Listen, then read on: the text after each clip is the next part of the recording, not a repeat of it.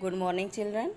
बच्चों, आज हम पढ़ाएंगे आपको subject Hindi grammar class 3 chapter 9 क्रिया। तो देखो बच्चों, हम पढ़ रहे हैं क्रिया। इसमें क्या है, इसमें बताया जा रहा है रीमा हारमोनियम बजा रही है। ठीक है, अब आपने इसमें देखा कि बजा रही है जो ये आपका डार्क है, मोटे छपे शब्दों में बताया जा रहा है। फ़ोन की घंटी बज रही है। ठीक, क्या हो रहा है? फ़ोन की घंटी बज रही है। महिला घास काट रही है। ये देखो महिला बनी हुई है, ये क्या कर रही है? ये घास को काट रही है। ये देखिए घास है और इसको ये इससे काट रही है। ठीक है, तो जब हम इसमें देख रहे हैं कि इन वाक्यों में आए मोटे छपे शब्दों में किसी न किसी कार्य का पता चले। कार्य मतलब काम। ठीक है, यानी कि जो भी हम काम कर रहे हैं जिससे किसी कार्य का पता चल रहा हो, ये शब्द क्या कहलाते हैं? ये शब्द कहलाते हैं क्रिया। इस प्रकार जिन शब्दों से किसी काम के करने या होने का पता चले उसे क्रिया कहते हैं। तो अब हम यहाँ पे देखेंगे कि जिन शब्दों से काम के करने या होने का पता चलता है उसे क्रिया कहते हैं। हमने पढ़ा। अब हम जो वाक्य बोलते या लिखते हैं उनमें क्रिया का प्रयोग अनिवार्य रूप से करते हैं। अनिवार्य मतलब ये ज़रूरी हो जाता है। अब क्रियाएं होती कितने प्रकार की हैं? तो देखिए, क्रियाओं के प्रकार। क्रियाएं 2 प्रकार की होती हैं। कितने प्रकार की होती हैं? 2। एक तो स्वयं होने वाली क्रियाएं, जो जैसे वर्षा हो रही है। ठीक है, इसको हम लोग नहीं करते, ये अपने आप हो रही है। बर्फ़ पड़ रही है, तारे टिमटिमा रहे हैं, यानी कि जो नेचुरल चीज़ है। तो जो कुछ क्रियाएं स्वयं होती हैं उन्हें स्वयं होने वाली क्रियाएं कहते हैं। अब हम देखेंगे यहाँ पे कि की जाने वाली क्रियाएं, मतलब जो यहाँ पे क्रियाएं की जा रही हैं। ठीक है, अभी तक क्या थी? जो स्वयं क्रियाएं होती, जैसे तारे टिमटिमा रहे हैं, वर्षा हो रही है, तो ये अपने काम, जो काम हो रहे थे अपने आप हो रहे थे। अब इसमें क्या है? अब इसमें देखिए बच्चों, गौर से देखिए, मोहन कार चला रहा है। ठीक है, ये है मोहन, क्या कर रहा है? ये कार चला रहा है। मेघा कंप्यूटर चला रही है। ये मेघा नाम की लड़की है, ये कंप्यूटर चला रही है। अब हम देखेंगे श्रमिक बोझा ढो रहा है। श्रमिक मतलब जो लेबर। ठीक है, बोझा ढो रहा है, किसी भी चीज़ को बोझा रखे हुए सर पे इसको ढो रहा है। तो ये क्या है? ये सब काम किए जाना है। इसका मन होगा तो करेगा, नहीं मन होगा तो नहीं करेगा। लेकिन जो वर्षा हो रही है ये सब अपने आप होते हैं, अपने आप बंद हो जाते हैं। आइए अब हम देखते हैं कि क्रिया का निर्माण आधार क्या है। क्रिया का किससे निर्माण होता है? तो क्रिया के निर्माण का आधार धातु है, यानी कि क्रिया के मूल रूप को हम क्या कहते हैं? धातु कहते हैं। अब हम देखेंगे यहाँ पे कि धातु और क्रिया, मतलब किस धातु से कौन क्रिया बनी है। अब यहाँ पे है क्रिया आपकी बैठना, दौड़ना, हंसना, पढ़ना, लिखना, यानी क्रिया के लास्ट में ना शब्द निकलता है। अब किस धातु से बनी है? बैठ, ये मूल रूप है। इससे हम बैठेगा बना सकते हैं, बैठा बना सकते हैं, बैठ रहा बना सकते हैं। ठीक है, दौड़, हंस, पढ़, लिख आदि। व्यवहारिक रूप में क्रिया के मूल रूप का प्रयोग प्रायः नहीं होता है। वाक्यों में इसके बदले हुए रूप प्रयुक्त होते हैं जिन्हें क्रियापद कहा जाता है।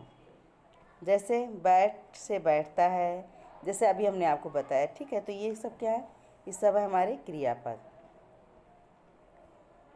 अब इससे हम कुछ अन्य क्रियाएं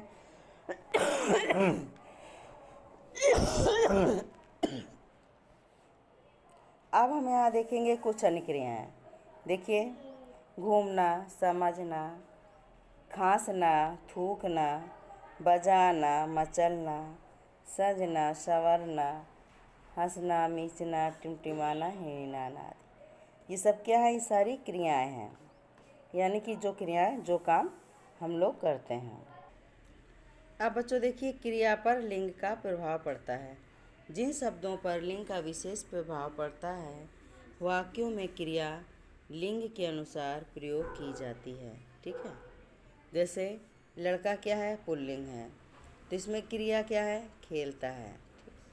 यहाँ जैसे ये लिंग है, उसी के अनुसार क्रिया लगाई जाएगी। लड़की खेलती है, तो यहाँ लड़की है, तो यहाँ पे हम क्या करेंगे, खेलती है प्रयोग करेंगे, खेलता है प्रयोग नहीं करेंगे। ठीक है, क्या हम सारे में कैसे राइटिंग लिख रहे हैं? अब हम देखेंगे क्रिया पर वचन का प्रभाव। क्रिया पर वचन का भी प्रभाव पड़ता है। वाक्यों में क्रिया वचन के अनुसार लगाई जाती है। जैसे एक वचन है, तो एक वचन के अनुसार, जैसे लड़का दौड़ रहा है, लड़के दौड़ रहे हैं, तो कितने लड़के हो गए यहाँ पे, ढेर सारे। तो यहाँ पे हम लगाएंगे क्रिया बहुवचन की। ठीक है, यहाँ एक वचन में दौड़ रहा है तथा बहुवचन में दौड़ रहे हैं, क्रिया का प्रयोग हुआ है। कार्य को करने वाला यदि एक वचन है, एक वचन यानी कि एक लोग हैं, तो एक वचन है, और तो फिर इसमें क्रिया भी एक वचन की आएगी। जैसे यहाँ पे हमने देखा रहा है। यदि कर्ता बहुवचन की है, तो क्रिया भी बहुवचन की आएगी। आप पूर्व में पढ़ चुके हैं कि आदर देने के लिए एक वचन के स्थान पर बहुवचन क्रिया का प्रयोग किया जाता है।